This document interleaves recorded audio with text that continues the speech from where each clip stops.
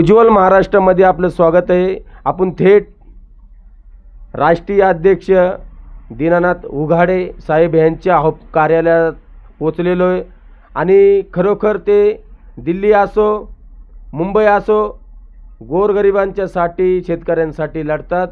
धन्यवाद।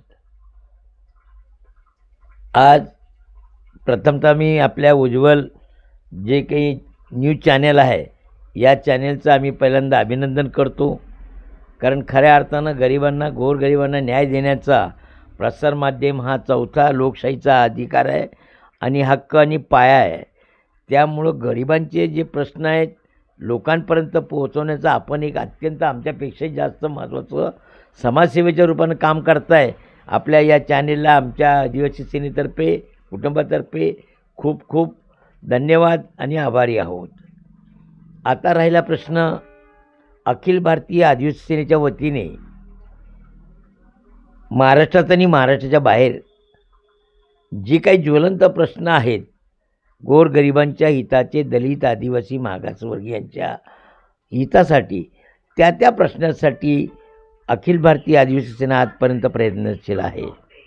यामध्ये सर्वात महत्त्वाची बाब की मी नुकताच आता महाराष्ट्राचे मुख्यमंत्री नामदार देवेंद्र फडणवीस साहेब, त्यांचे सहकारी उपमुख्यमंत्री एकनाथजी शिंदे साहेब आणि उपमुख्यमंत्री अजितदादा पवार यांनी महाराष्ट्रामध्ये नुकताच मराठा आरक्षणाचं जे आंदोलन मुंबईमध्ये उभारलं गेलं त्या आंदोलनाचे सर्व नेते जरांगेजी पाटील साहेब यांनी जे नेतृत्व केलं ते अत्यंत शांततेने पार पडलं। याला जास्त मी धन्यवाद देतो।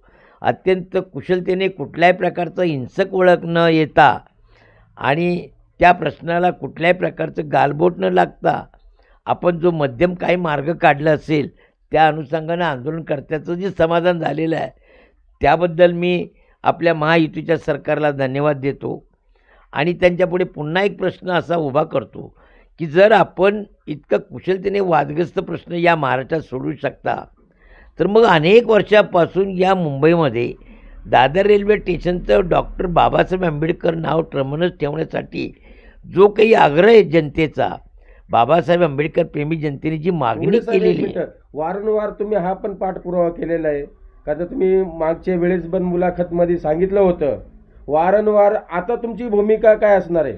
आता या बाबतीमध्ये आता आमची अशी भूमिका आहे, बाप दाखवण्याचं श्राद्ध घाला। आता आम्ही शांततेच्या मार्गानं कालपर्यंत प्रयत्न केले। आम्ही आदिवासी सेनेने प्रत्येक वेळेला संविधानाच्या माध्यमातून शांतता, सुव्यवस्था, कायदा सुव्यवस्था आणि सार्वजनिक क्षेत्राला कुठलाही गालबोट न लागता, कुणाला त्रास न होता आमची आंदोलनं आम्ही केली, आमचे प्रश्न मांडले, पण त्याचा सरकारला एवढं गांभीर्य काही वाटलं नाही आहे। त्यामुळं आता आरपारच्या लढाईमध्ये आम्ही असा निर्णय घेतला की 9 सप्टेंबरला म्हणजे 16 सप्टेंबरला होणारं जन आंदोलन होतं ते गोकुळाष्टमीमुळं थांबलं गेलं।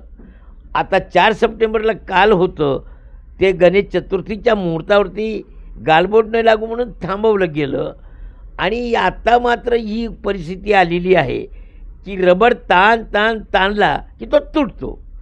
तेव्हा शांतता किती शांतता ठेवायची त्या शांततेचा संयमच सुटलेला आहे आता।